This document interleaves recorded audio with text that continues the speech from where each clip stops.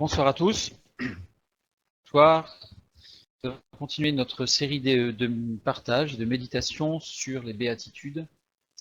Donc ce soir, heureux ceux qui ont faim et soif de la justice de Dieu, car ils seront rassasiés. C'est le texte de ce soir. Donc Matthieu chapitre 5, verset 6, une phrase courte. Heureux ceux qui ont faim et soif de justice, car ils seront rassasiés. Heureux ceux qui ont faim et soif. Une déclaration qui paraît illogique. On a tous connu un jour ou l'autre la faim ou la soif, et on ne peut pas dire que ce soit quelque chose qui nous rende heureux. Donc il y a une déclaration qui est illogique, une sorte de contre-pied par rapport à quelque chose de naturel, et qui est surtout illogique par rapport à ce que l'on appelle la pyramide des besoins. Pourquoi appeler la pyramide de Maslow? Ça ne s'appelle pas en fait la pyramide de Maslow, ça s'appelle la pyramide des besoins ou la théorie de Maslow.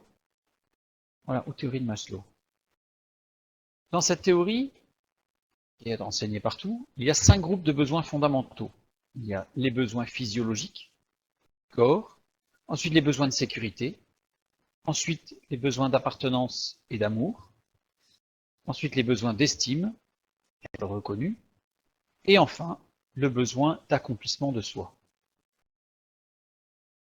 En général, dans cette théorie, il nous est dit que les besoins physiologiques sont les plus importants, sont les premiers pour lesquels l'être humain va avoir tendance à se battre, à réagir, à agir pour satisfaire ses besoins physiologiques. Les besoins physiologiques, c'est en premier lieu manger, boire, ensuite s'abriter, deuxième besoin, troisième besoin, qui est concomitant au second, au deuxième, c'est s'habiller, se couvrir, ne pas avoir froid, ni trop chaud ni trop froid.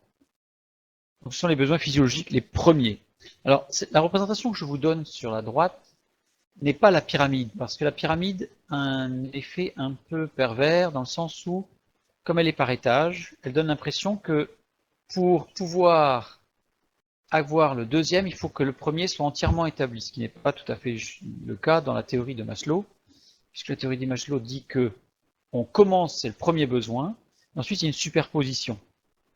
Le besoin de sécurité vient en deuxième, donc on voit les priorités qui sont données, puis ensuite le besoin d'appartenance et d'amour, enfin les besoins d'estime, et pour finir, les besoins d'accomplissement de soi.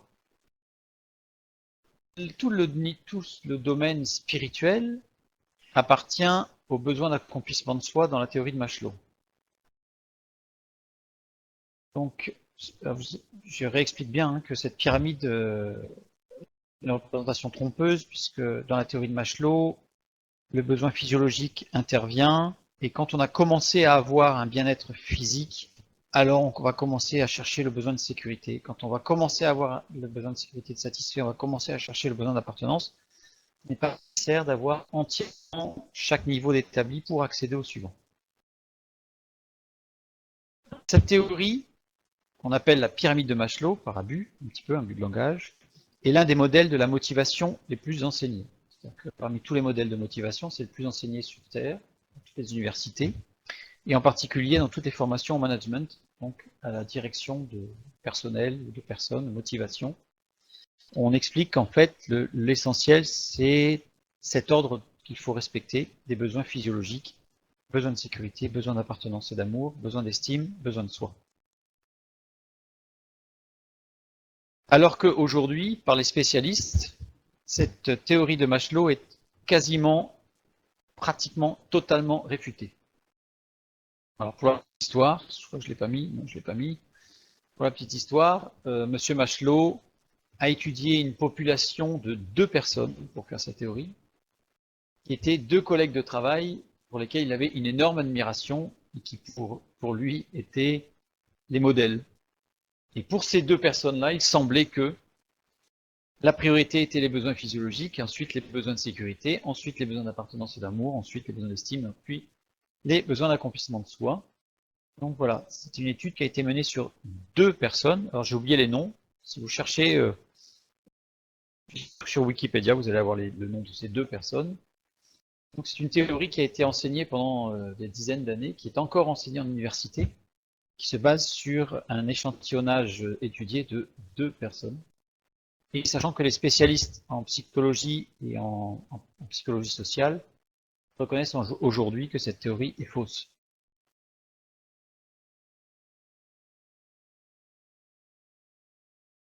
Les premières choses, en tout cas, que l'être humain fuit, c'est la faim et la soif.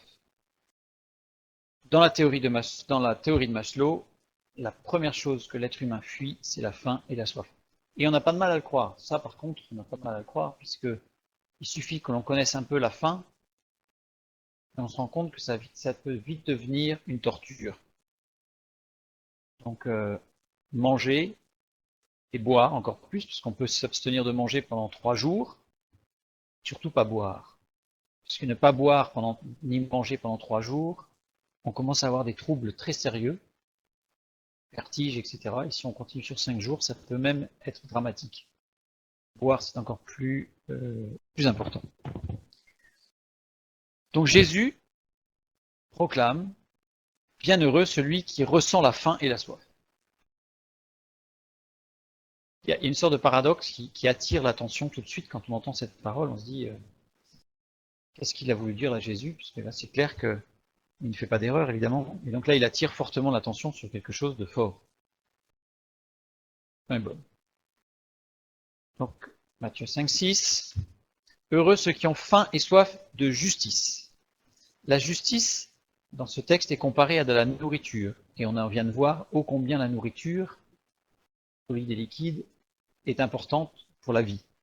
Donc Jésus compare la justice à quelque chose d'aussi important que la nourriture. C'est indispensable, absolument nécessaire. Faim et soif, ce sont les mécanismes de sécurité.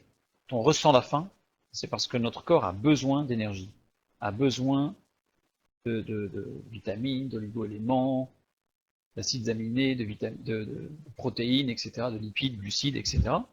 Donc c'est un mécanisme de sécurité. Donc Jésus, dans cette phrase, fait appel à un mécanisme de sécurité qui est connu, tout le monde connaît, que tout le monde ressent, même un enfant. Et ce mécanisme de sécurité, c'est la vie. C'est l'un des miracles, par exemple, que l'évolution ne peut pas expliquer. Pourquoi un bébé, dès la naissance, a ce réflexe, ce mécanisme de sécurité de la faim et de la soif. Alors il y a toute une polémique et mystère, puisque génétiquement, la science dit que tout est génétique, quasiment. Hein. Où est ce petit déclencheur de la sécurité de la faim et de la soif? Mystère. En tout cas, Jésus compare à ce mécanisme de sécurité la justice. Du mot justice, on reviendra dessus, dikaiosune en grec, donc il s'agit bien de la justice. La justice est aussi importante à notre vie spirituelle que la nourriture l'est pour notre vie physique. C'est la première chose que l'on peut constater, cette parole de Jésus, c'est que cette justice est indispensable. Et en même temps, en prenant l'image de la faim et de la soif, cela veut dire que tout homme honnête avec lui-même constate ou reconnaît qu'il a faim et soif de justice. Un philosophe français l'a formulé un peu différemment. Il y a dans le cœur de chaque homme un vide en forme de Dieu, et nul autre que lui, avec un L majuscule, Dieu, ne peut le combler. Blaise Pascal. Il y a d'autres textes de la parole de Dieu qui nous disent dans l'Ecclésiaste que Dieu a mis dans le cœur de l'homme la pensée de l'éternité. C'est-à-dire qu'en fait, tout homme a un vide en lui qu'il va essayer de combler. La société moderne va tout faire pour le combler par autre chose que Dieu, quelqu'un d'autre que Dieu. Donc il va y avoir ce qu'on appelle les idoles, qui vont se jeter à travers un chanteur, une chanteuse, un footballeur, un sportif, sais-je. On va avoir des activités, des gens qui vont combler ce vide par une activité débordante, sportive, ça peut être artistique, ça peut être intellectuel, ça peut être la lecture, ça peut être la musique, bref, toutes sortes de choses. En tout cas, on voit bien que l'être humain a un besoin, un vide en lui, qu'il veut remplir. Jésus montre bien que ce vide est aussi important que la nourriture. C'est ce que vont nous dire tous ceux qui font de la psychologie, qui vont dire que il est clair que manger et boire ne suffit pas dans une vie humaine. Il faut autre chose. Il faut autre chose. Quand il refuse de reconnaître que c'est Dieu. La faim. La faim dans la parole de Dieu nous fait systématiquement penser au pain. Les airs passent.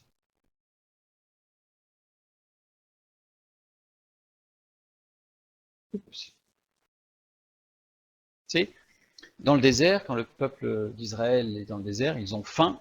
Qu'est-ce qu'ils demandent? C'est du pain. Quand les gens sont sur le sermon sur la montagne ou quand il y a eu la multiplication des pains, justement, c'est du pain dont les gens se sont nourris. Il y a eu du pain et des poissons. Ensuite, dans le désert, il y a eu du pain et ensuite des cailles, de la viande. Mais c'est le pain. Taman, c'est le pain. C'est-à-dire systématiquement dans la parole de Dieu, l'alimentation de base, c'est le pain. C'est le pain. En hébreu, le mot pain, c'est lechem. Lechem, qui vient de lacham, qui veut dire s'engager dans la bataille, s'opposer, résister. Ah. Le mot pain porte en lui une notion d'engagement, porte en lui une notion de résistance, d'opposition. Opposition à quoi? On va en parler. Petite parenthèse, Jésus est né, alors souvent on l'écrit Bethléem avec un H, mais en fait c'est Bethléem qu'il faudrait dire. Jésus est né à Bethléem, qui se traduit par la maison du pain, ou la maison de l'engagement dans le combat. Et avant de naître à Bethléem, Jésus a vécu où? À Nazareth. Nazareth qui signifie verdoyant, tout ce qui est germe, tout ce qui va être porteur de vie. C'est le symbole, c'est le synonyme de repos, bien-être. C'est l'une des raisons, c'est pas la seule, mais c'est l'une des raisons pour laquelle Jésus devait naître à Bethléem. Il est le pain de vie, donc à la maison du pain, mais qu'il a la gestation. Marie s'est faite à Nazareth. Et ensuite, il a vécu à Nazareth. Jésus est venu pour s'engager dans le combat, justement, le salut de tout homme. 2 Corinthiens 8, 9. Il s'est fait pauvre de riche qu'il était, afin que par sa pauvreté, vous fussiez enrichis. Donc on a toute l'image, on en reviendra un peu à la fin. Dieu Jésus, qui avait la stature de Fils de Dieu, qui était la sagesse, parole de Dieu, qui était à la droite de Dieu, et qui a accepté en fait de perdre cette suprématie divine, s'incarner en un homme, parfaitement homme, totalement Dieu. Matthieu 10, 34. Je ne suis pas venu apporter la paix, mais l'épée. C'est dans cet esprit du pain, cet affrontement, de ce combat. Jésus n'est pas venu pour dire tout va bien, ça va être le bonheur assuré, vous inquiétez pas, je vais lancer des petites fleurs partout, ça va être formidable. Jésus est venu pour apporter la lumière, la vérité et la justice. On va voir comment. Sachant que je ne suis pas venu apporter la paix, mais l'épée. C'est le verbe balo qui signifie laisser tomber une chose sans se préoccuper de l'endroit de la chute. Le texte ne dit pas que Jésus n'est pas venu apporter la paix. Il est venu pour nous donner la paix de Dieu et la paix avec Dieu. Mais ce texte nous dit qu'il n'est pas venu là pour dire, hop, je vous lance un truc, quelque chose, peu importe, celui qui veut, il prend, celui qui veut pas, il prend pas, moi je m'en vais, je retourne au Père, c'est fini. Il est venu accomplir une mission et il l'accomplit, et il continue d'accomplir cette mission. Il nous accompagne jour après jour. C'est pour bien montrer que son engagement n'a pas été que pendant qu'il était sur Terre, c'est un engagement qui a débuté à la création d'ailleurs, on pourra le voir, jusqu'à la fin des temps. Donc Jésus est le pain de vie. On voit Jean chapitre 8, verset 48, où il dit carrément « Je suis le pain de vie ». Il est aussi la parole de Dieu. Jean 1, 14. Parole faite chair. Il est la parole de Dieu. Dans Deutéronome 8, 3, nous lisons L'homme ne vivra pas de pain seulement, mais de toute parole de Dieu. Là, on y retrouve cet équilibre justement où le pain est nécessaire pour la vie physiologique, la parole de Dieu est nécessaire pour la vie spirituelle, pour la vie de l'esprit. On le retrouve évidemment dans la bouche de Jésus où il dit lui-même l'homme ne vivra pas de pain seulement dans Matthieu 4,4 et dans Luc 4,4.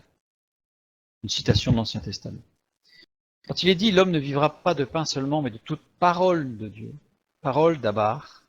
D'Abar signifie abondance de la vie. Alors, il n'y a pas une faute. Parfois, il y a des fautes sur les diaporamas. Et là, c'est pas une faute. La vie avec un S à vie, puisqu'en fait, ça concerne le corps, l'âme et l'esprit. Il y a un jeu de mots dans l'Ancien Testament, quand Dieu créa l'homme. Nous le verrons quand nous étudierons Genèse chapitre 1, verset 26, le 6e jour, quand Dieu créa l'homme. Il le créa avec un souffle de la vie, avec un S à vie en hébreu, donc il y a une faute intentionnelle, d'accord, puisque justement l'homme possède la vie du corps, la vie de l'âme et la vie de l'esprit. Il est le seul dans la création à avoir cette vie au pluriel. D'abord, cette parole de Dieu qui communique la vie. Non seulement c'est une abondance de vie, mais elle communique la vie.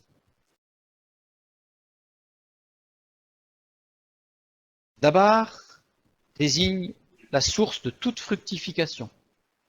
Tout ce qui va porter du fruit. C'est important parce qu'on va le revoir à la fin. La parole de Jésus. Et d'abord, la parole de Dieu, c'est ce qui se multiplie par division. C'est l'une des raisons pour lesquelles il est dit que quand Jésus prit du pain, il le rompit. C'est important, il ne l'a pas émietté, il l'a rompu. Quand il a multiplié les pains, la multiplication des pains, c'est encore, il a rompu. Par contre, il ne nous est pas dit qu'il a rompu les poissons. Il a rompu le pain, puisque c'est une image de la parole de Dieu, dont le mot dabar signifie qui se multiplie par division. D'où de la parole de Dieu qui se multiplie dans nos cœurs et au travers de nous. Donc la parole de Dieu est aussi appelée la parole de justice. Dans Hébreux chapitre 5 verset 13. Cela signifie que l'homme ne vit pas. Alors ça c'est important. L'homme ne vit pas que de combat. On a vu les rèmes, le pain qui donnerait cette impression en fait d'être, on rentre dans un combat, on s'oppose. C'est synonyme de difficulté. Oui, il y a des engagements. Le jour où on choisit de suivre Dieu, c'est un engagement. Un engagement qui, contrairement à ce qui est dit, souvent on entend « Ah ouais, mais j'ai entendu ça plusieurs fois, devenir chrétien, c'est la facilité. » C'est la facilité que d'être chrétien. Je pense pouvoir affirmer que devenir chrétien, c'est au contraire. C'est le choix de la difficulté. Mais on n'est pas seul dans cette difficulté, on est avec Dieu. C'est une sorte de raz-de-marée de personnes qui vont être dans la pensée unique, là, en tout cas dans un courant énorme, et là c'est aller à contre-courant. C'est loin d'être la facilité. Mais cette vie avec Dieu n'est pas que un engagement difficile et un combat. Ce combat, on le retrouve surtout au moment du choix, puisque là il y a un tumulte, tristesse, la reconnaissance devant le péché que nous avons commis, mais là, Dieu nous offre aussi la justice. Donc faim et soif, c'est un aspect de douleur. On a faim et soif, pas bien. Mais de justice, c'est un aspect au contraire de paix. Parce que Jésus est venu nous donner la paix avec Dieu, la paix de Dieu, et non pas nous lancer quelque chose pour nous faire du bien et repartir. Mais la nourriture solide est pour les hommes faits, pour ceux dont le jugement est exercé par l'usage à discerner ce qui est bien et ce qui est mal. Nous lisons ça dans Hébreux chapitre 5, verset 14, le verset qui suit la mention de la parole de Dieu comme étant parole de justice. C'est-à-dire que cette nourriture solide, ce pain dont nous avons besoin, nous allons nous nourrir, est fait pour les hommes faits. Ceux qui ont eu cette capacité de reconnaître, de voir avec honnêteté, et non pas de faire la technique de l'autruche ou la technique de la fuite devant ses propres responsabilités. Donc Jésus, au travers de cette parole, en fait, nous amène à une prise de conscience, à une ouverture et surtout à l'honnêteté de reconnaître nos besoins. Nous continuons. La soif maintenant. On a vu la faim. La faim, dans la parole de Dieu, c'est le pain. La soif. Nous lisons dans le psaume 42 au verset 2, « Mon âme a soif de Dieu, du Dieu vivant. Quand irai-je et paraîtrai-je devant la face de Dieu ?» Cette soif. La soif fait appel dans la Bible à l'eau, mais à une autre boisson. Laquelle? Le vin. Deux boissons dans la parole de Dieu que l'on retrouve, qui sont récurrentes dans l'Ancien et le Nouveau Testament, c'est l'eau, fondamentale, on l'a vu par rapport à la création, deuxième jour de création, eau, tout était fait par l'eau, chapitre de Pierre aussi. Et en fait, l'eau, c'est le symbole de ce qui est en gestation. Et on le comprend bien dans la création, tout est à base d'eau et que c'était en gestation, devenir. Et le vin, c'est le symbole de ce qui est en pleine maturité, qui est arrivé à la pleine fleur, on va dire. Heureux ceux qui ont faim et soif de justice. Heureux, Makarios. Makarios qui désigne quelqu'un d'heureux, mais on a une expression dans la parole de Dieu qui est utilisée par l'apôtre Paul. Makario Théou, utilisée par l'apôtre Paul donc, de reprise, et qui décrit la plénitude du bonheur en soi-même. C'est-à-dire que ce bonheur n'est pas lié aux circonstances extérieures et est lié à une joie intrinsèque ressentie par celui qui jouit de l'approbation et des bénédictions de Dieu. Là encore, on a une sorte de paradoxe. Le mot heureux choisi Makarios désigne quelque chose qui n'est pas lié aux éléments extérieurs, qui n'est pas lié aux circonstances. Faim et soif, liés aux éléments extérieurs, puisqu'il faut qu'on mange, c'est le corps, c'est le physique, et justice, c'est pas physique. On a vraiment comme si le physique était entouré par le spirituel. Contrairement à la théorie de Maslow, où le spirituel, c'est bien après le physique. Bien après le physique. Qui est heureux? Qui est heureux? Celui qui ne marche pas dans le péché, mais qui vit dans la droiture. Celui qui trouve son plaisir en Dieu et dans sa loi. Et celui qui médite la parole de Dieu jour et nuit. En fait, c'est le thème de la félicité qui commence le livre des psaumes, psaume chapitre 1, verset 1. Heureux celui qui ne marche pas dans le péché, qui vit dans la droiture. Heureux celui qui trouve son plaisir en Dieu et dans sa loi. Heureux celui qui médite la parole de Dieu jour et nuit. En fait, celui qui est heureux, c'est pas celui qui mange, pas celui qui boit, c'est celui qui va vivre de la justice de Dieu.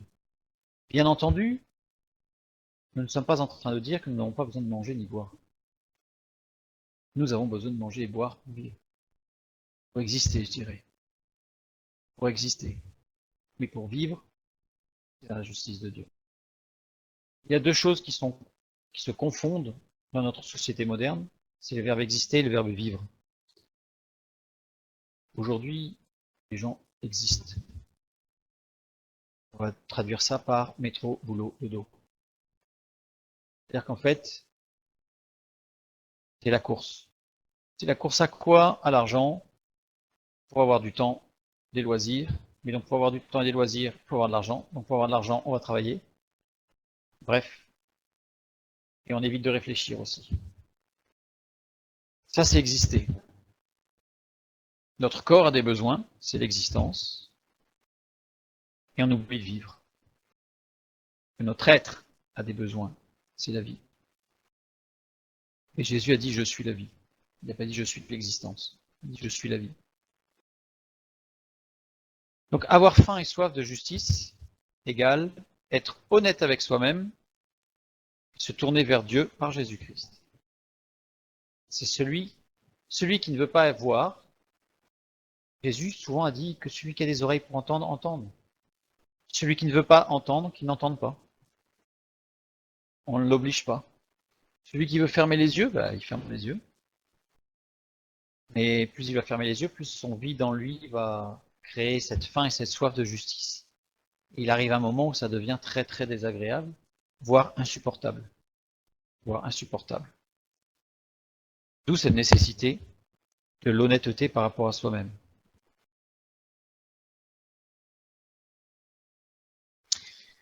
Là, on va reprendre un petit peu le contexte, resituer, parce que c'est important pour bien comprendre cette notion de justice de Dieu, cette justice dont nous avons faim et soif.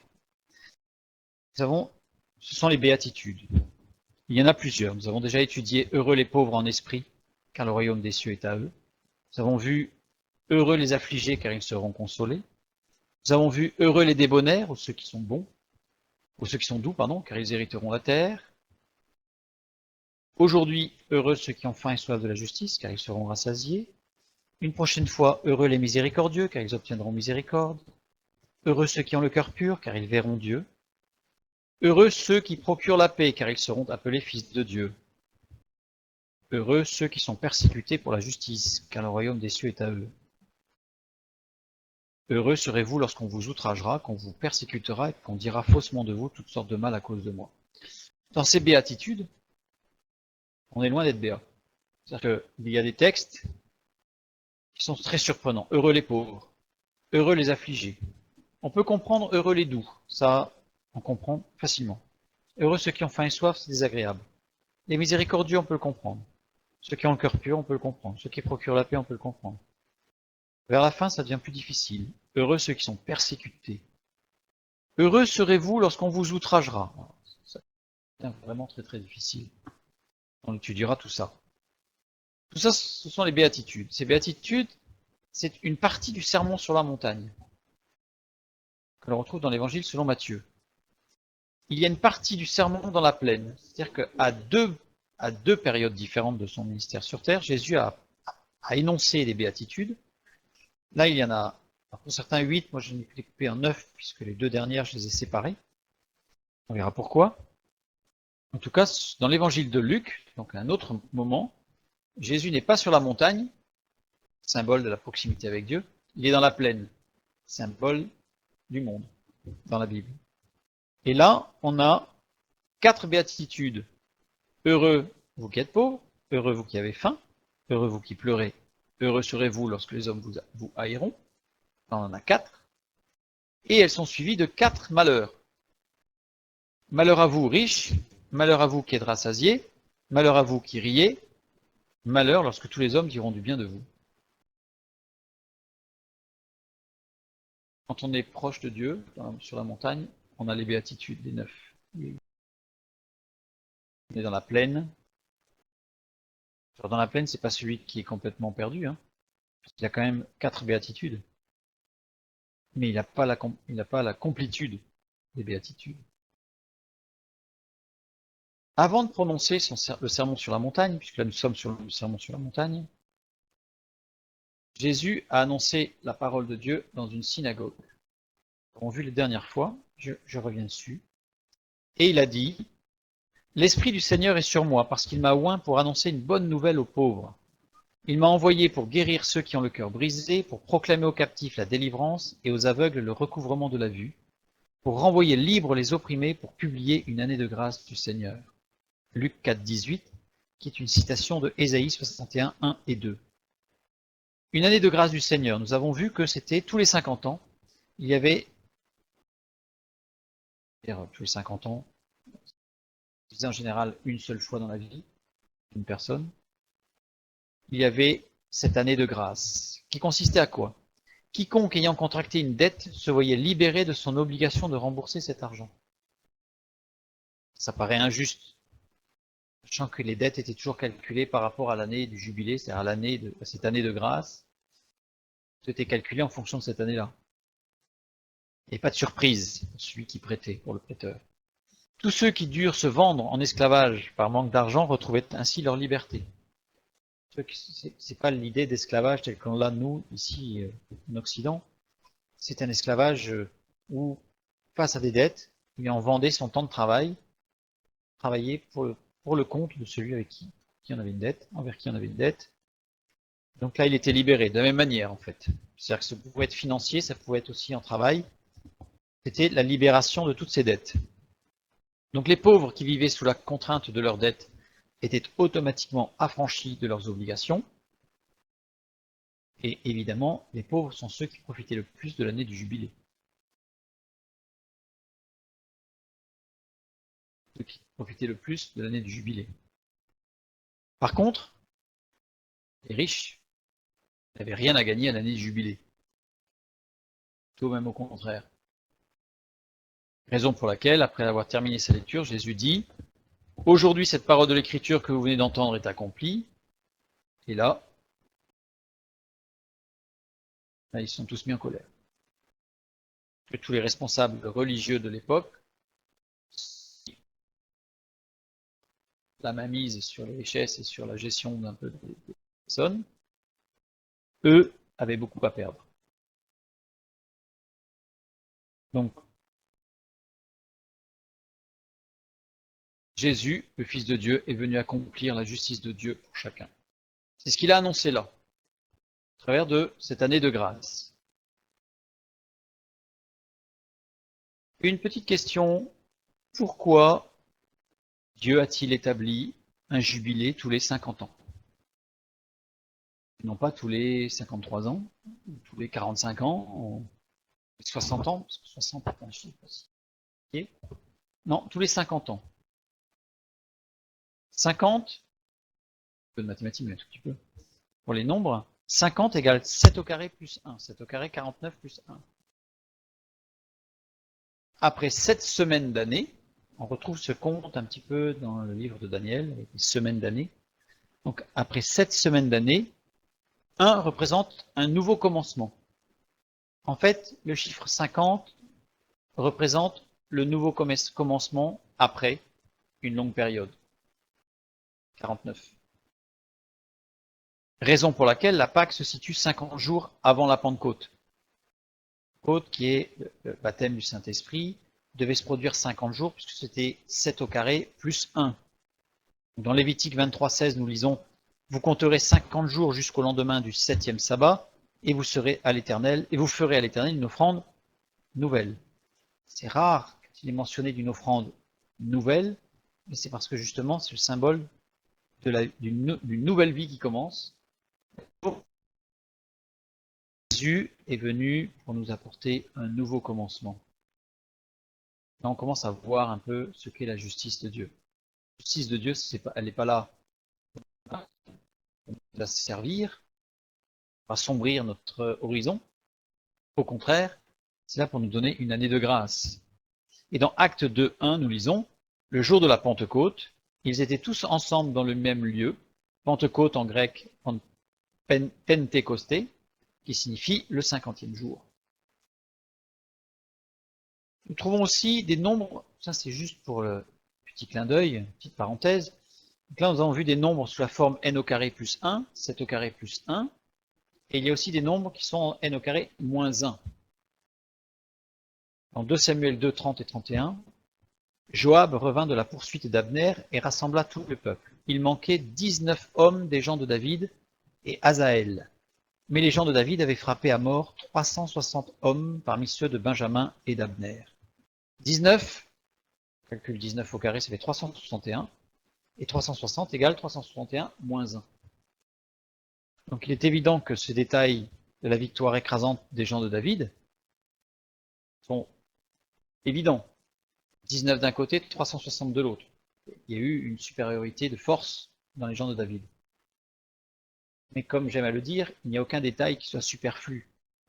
Le texte biblique aurait très bien pu nous dire, voilà, ils avaient été largement supérieurs. Là, le détail des 19 et 360 est important. Pourquoi? Puisqu'en fait, cela signifie qu'il n'y a pas eu une extermination totale des ennemis, ce qui n'aurait pas laissé de place à une future réconciliation, à un nouveau commencement. Le moins 1, c'est que on laisse la possibilité du nouveau commencement, ce qui a eu lieu d'ailleurs, cette réconciliation a eu lieu dans 2 Samuel 3.12. Voilà l'intérêt du nombre au carré moins 1 ou plus 1. Là, on est dans le 50, c'est 7 au carré plus 1, donc on n'est pas dans la future réconciliation, c'est tout de suite. Ce que Jésus a dit, aujourd'hui, cette parole est accomplie. Aujourd'hui, je suis venu pour accomplir cette parole. Je vous donne une année l'année de délivrance, on va dire, pour le renouveau, le jubilé. Reprenons notre texte, Matthieu 5, 6. Heureux ceux qui ont faim et soif de justice, car ils seront rassasiés. Justice. Dans l'Ancien Testament, il existe 3 mots qui désignent la justice. Il existe mishpat, qui veut dire juger en fonction du droit et des règles en prenant en considération la cause, c'est-à-dire que on essaye de juger non pas, on va appeler ça à froid, mais regarder quel a été le processus de la personne dans sa réflexion et dans son action. Pourquoi est-ce qu'elle a fait ça? Pour essayer d'avoir un jugement juste. Tzedaka, c'est la droiture, les bienfaits, la justification, l'innocence, la miséricorde, la vérité, le bonheur, le salut, la délivrance. C'est la justice de Dieu. Et un troisième mot, din. Alors on rentre pas trop dans le détail, parce que c'est pas le sujet de ce soir, d'étudier toute la justice à travers des textes. Défendre, plaider une cause. En tout état de cause, ces 3 mots nous donnent une définition de la justice de Dieu. Il s'agit de la justification, qui nous permet d'être défendus pour produire un fruit digne de la repentance. En fait, la justice de Dieu, contrairement à ce que dans l'esprit de beaucoup, la justice de Dieu, c'est le châtiment, c'est-à-dire qu'en fait, il est là pour compter les points, savoir si on a suffisamment de bons points ou si on a trop de mauvais points, savoir si la balance, elle penche du bon ou du mauvais côté. En fait, la justice de Dieu n'est pas là. Dieu ne manifeste pas sa justice dans ce sens, mais il manifeste sa justice à travers de sa parole, afin que nous puissions être justifiés, que nous puissions être défendus, puisque Jésus est notre avocat, le Saint-Esprit aussi d'ailleurs, Paraclète, qui nous permet d'être défendus pour produire un fruit digne de la repentance. Bien entendu, passage par la repentance égale reconnaissance de l'œuvre de Jésus-Christ sur la croix. Nous continuons d'avancer. Heureux ceux qui ont faim. Le mot faim, peinao, en grec, qui signifie vraiment pas quelque chose d'une petite faim. C'est vraiment chercher avec un désir ardent. C'est vraiment en avoir besoin.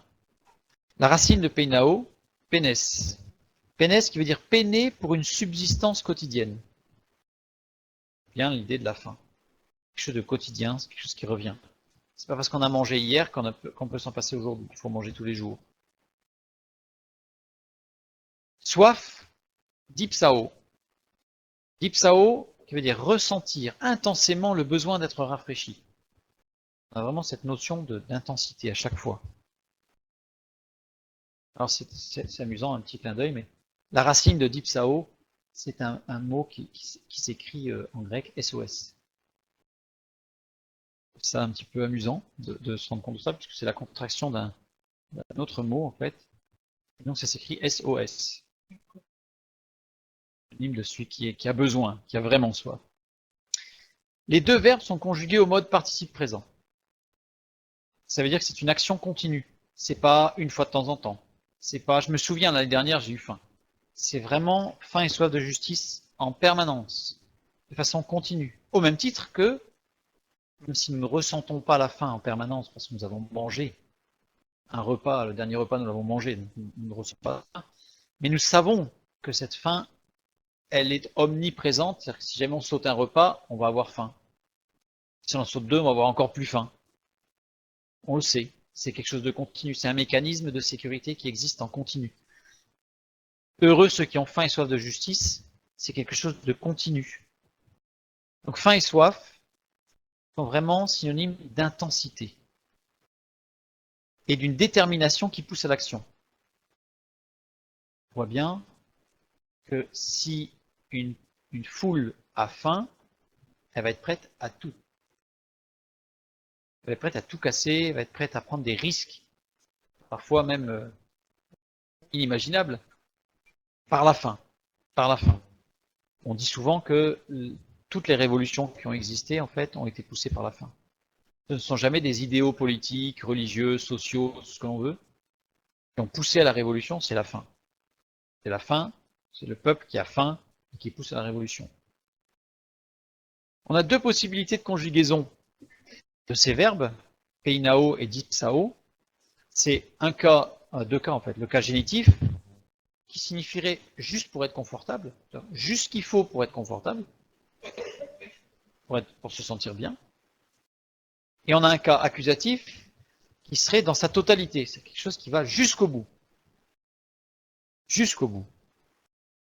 Les verbes sont en accusatif. Ça veut dire que cette faim et cette soif, c'est pas quelque chose, c'est juste pour assouvir un besoin, juste ce qu'il faut, parce que bon, tout ça après je me sens bien et puis je peux faire un peu ce que je veux. C'est vraiment quelque chose qui nous pousse à aller jusqu'au bout de cette faim et de cette soif, pour être rassasié. C'est ce que nous dit le texte dans un texte de la parole de Dieu, l'apôtre Paul, dans Romains chapitre 12, verset 11. Ayez de l'empressement et non de la paresse. Soyez fervents d'esprit. Servez le Seigneur. On voit dans cette phrase que c'est vraiment quelque chose de profond qui tend à nous pousser à servir Dieu, à aimer Dieu toujours davantage. Cette faim et cette soif. Heureux ceux qui cherchent avec un désir ardent, avec l'idée d'un pincement, et qui ressentent intensément leur besoin d'être rafraîchis de la justice de Dieu. Là, on aurait, en traduisant comme ça, on aurait plus le sens, vous voyez, ce désir ardent, cette intensité du besoin, d'être rafraîchi de la justice de Dieu. Heureux ceux qui ont faim et soif de justice, car ils seront rassasiés. Connaître Jésus, savoir que Jésus est mort pour nous, ben, ce n'est pas suffisant. Beaucoup de gens savent que Jésus a existé, savent que Jésus est mort pour nous. Quand on fait un sondage dans la rue, qu'on demande aux gens pourquoi est-ce que Jésus a existé? Oui. Qu'est-ce qu'il est venu faire? Il est mort pour le péché de chacun. Ok, tout le monde le sait. Presque tout le monde le sait. C'est pas suffisant pour le savoir. Je dirais, c'est comme avoir dans son assiette de la nourriture, un verre plein d'eau. Ben, c'est pas suffisant. Pas suffisant. Il faut manger. Et on lit dans Ézéchiel chapitre 3, versets 1 et 2, il me dit, c'est Dieu qui parle, Fils de l'homme, mange ce que tu trouves, mange ce rouleau, parole de Dieu, et va, parle à la maison d'Israël. J'ouvris la bouche, et il me fit manger ce rouleau. Vision, évidemment. Et il a mangé le livre, il a mangé la parole de Dieu. Donc il faut manger. À partir du moment où on a faim, dans Marc chapitre 14, verset 22, lisons, Jésus qui dit, pendant qu'il mangeait, Jésus prit du pain, et après avoir rendu grâce, il le rompit.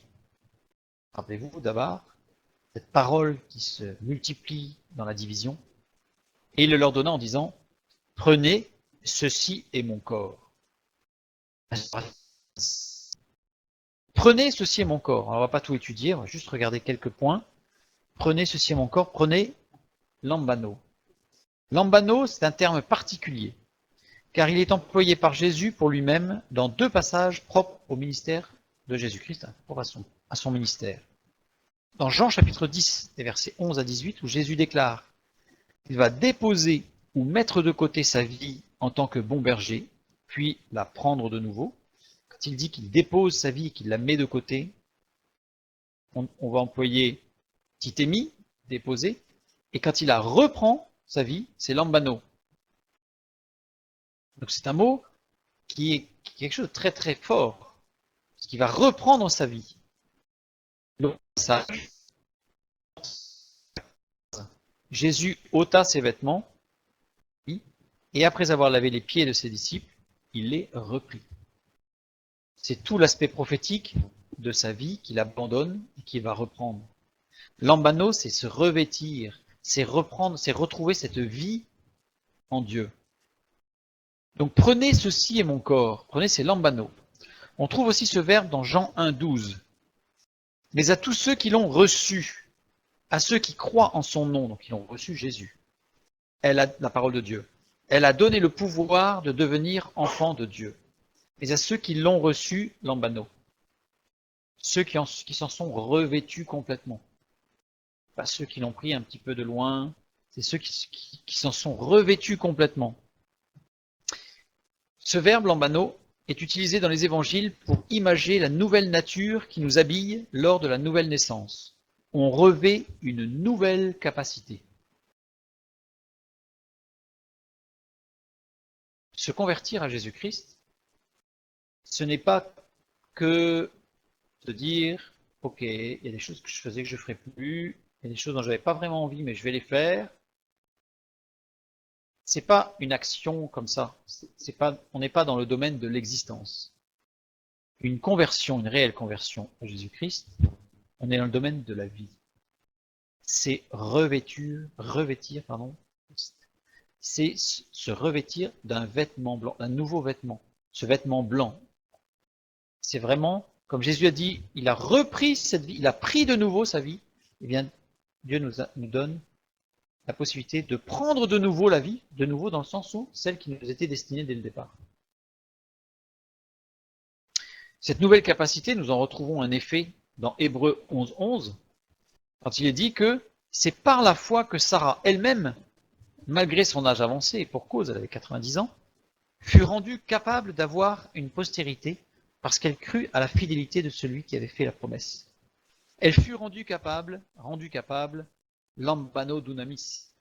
Dunamis, c'est cette capacité, cette puissance que l'on trouve en lambano, revêtir. Revêtir la puissance de Dieu.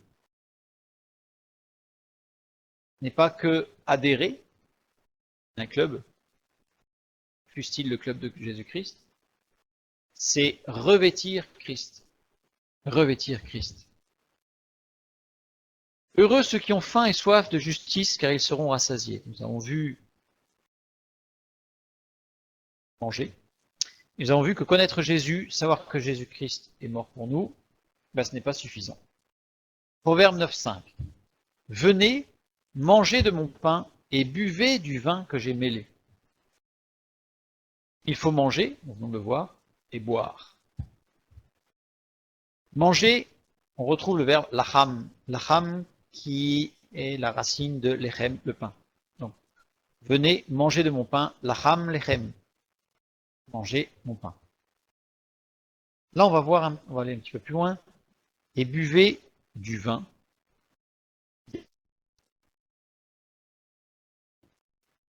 Et une construction particulière, puisqu'on voit qu'il est formé de 2 iodes au départ, qui signifie au niveau de cette racine corporification de l'esprit.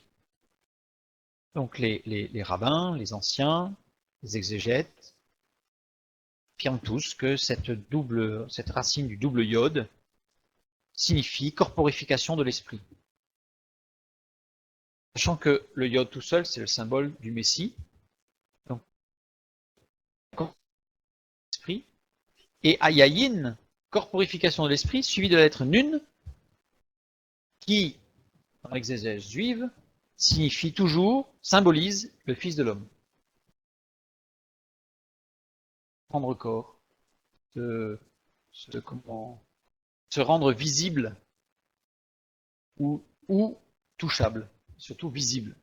L'esprit qui est invisible est rendu visible, corporification. Donc, si on prend au niveau exégèse le sens de yayin, buvez du vin, c'est corporification de l'esprit dans le Fils de l'homme. Jésus-Christ, la parole faite chair. Jean 1, 14. Donc buvez du vin, ça, le vin, on voit tout un symbole de la Sainte Seine, on ne va pas étudier la Sainte Seine ce soir, mais on a un peu abordé, mais on ne va pas l'étudier à fond. Mais il y a tout un aspect de cette corporification de l'esprit dans le Fils de l'homme. D'où l'intérêt des miracles de l'eau transformée en sang, de Adam, l'homme fait avec la terre, qui est Adam, la racine, c'est rouge. C'est tout le symbole de l'œuvre de Christ. On va le voir un petit peu plus loin. Et buvez du vin que j'ai mêlé. Mêlé, c'est makak. Makak ou masak, qui veut dire mélanger, mais qui veut surtout dire répandre sur le sol. Boire le vin, c'est quand Christ, Dieu s'est fait homme. Jésus-Christ, c'est Dieu sur terre.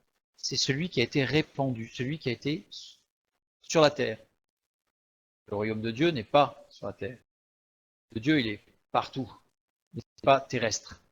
Or, Jésus est venu, c'est la corporification de l'Esprit dans le Fils de l'homme, Dieu, homme, nature divine, totalement Dieu, parfaitement homme, sur terre.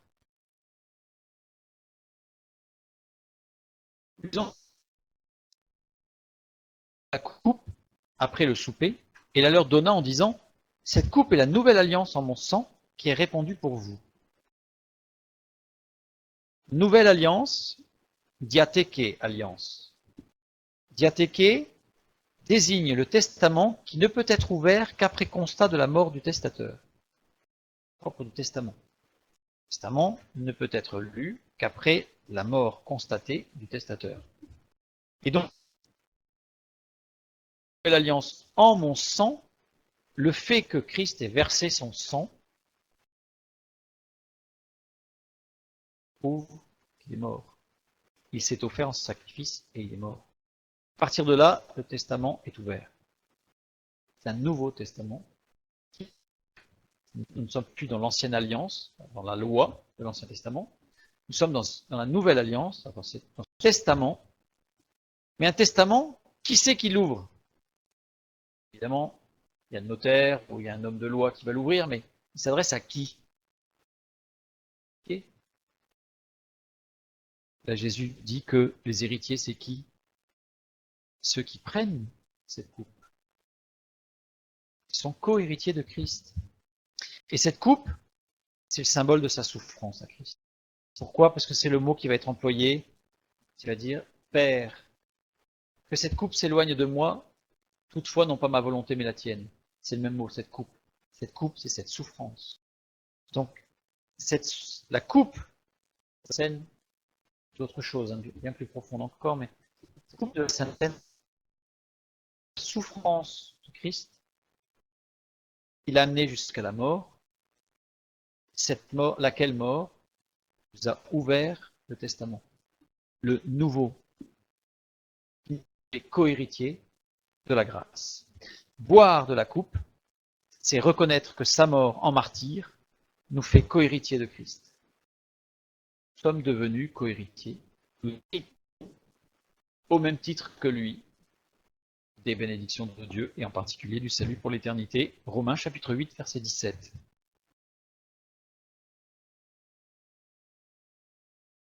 Heureux ceux qui ont faim et soif de justice. Donc là, on a vu beaucoup de choses sur la faim et la soif. On a vu que c'était physique, on a vu qu'il y avait un appel à un monde spirituel, à la vie.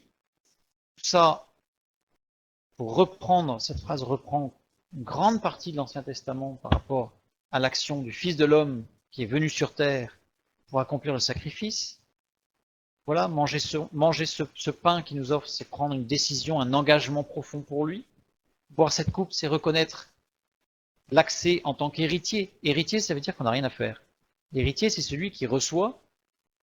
Quand on est héritier, on n'a pas... C'est un don, on n'a pas à payer, on n'a pas à souffrir, on n'a pas à apporter quelque chose. Voilà. Donc, tout ça est véhiculé dans heureux ceux qui ont faim et soif de cette justice qui nous a justifiés, qui nous permet d'être défendus pour porter du fruit digne de la repentance. Car ils seront rassasiés. Cortazo. Cortazo qui vient de la racine cortos, qui désigne les récoltes qui poussent. C'est quelque chose qui porte du fruit. C'est quelque chose qui, ce n'est pas que pour soi. C'est quelque chose qui va déborder. C'est quelque chose qui va porter du fruit. Là, on a tout de suite à l'image ce grain qui porte 100 grains, qui va porter du fruit, qui va permettre de semer encore. C'est toute cette image. Celui qui a faim et soif de justice, eh bien en fait, il va croître dans ses fruits, il va porter du fruit, il va grandir. Celui qui a faim et soif est comblé par la présence de Dieu et porte du fruit pour Dieu. Jean 15, 7 et 8. Si vous demeurez en moi et que mes paroles demeurent en vous, demandez ce que vous voudrez et cela vous sera accordé. Si vous portez beaucoup de fruits, c'est ainsi que mon Père sera glorifié et que vous serez mes disciples.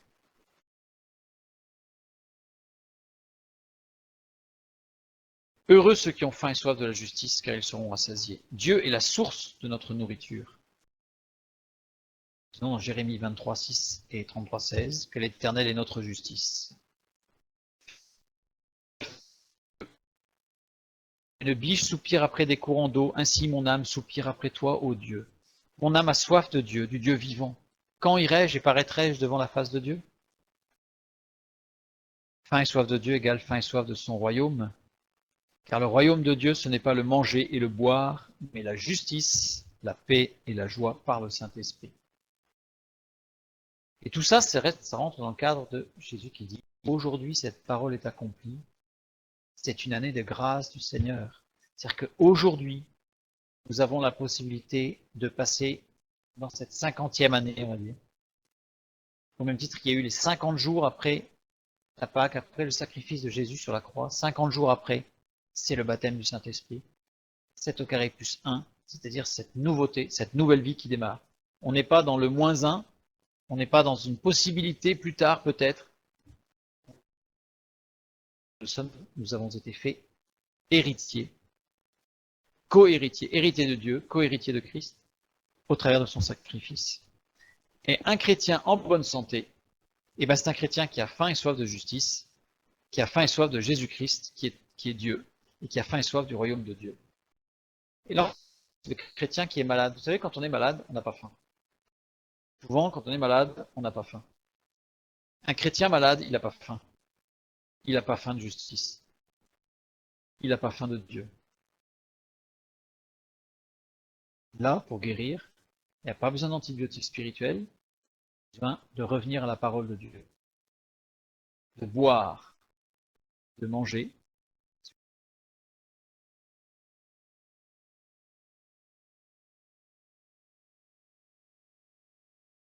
Dieu vous bénisse.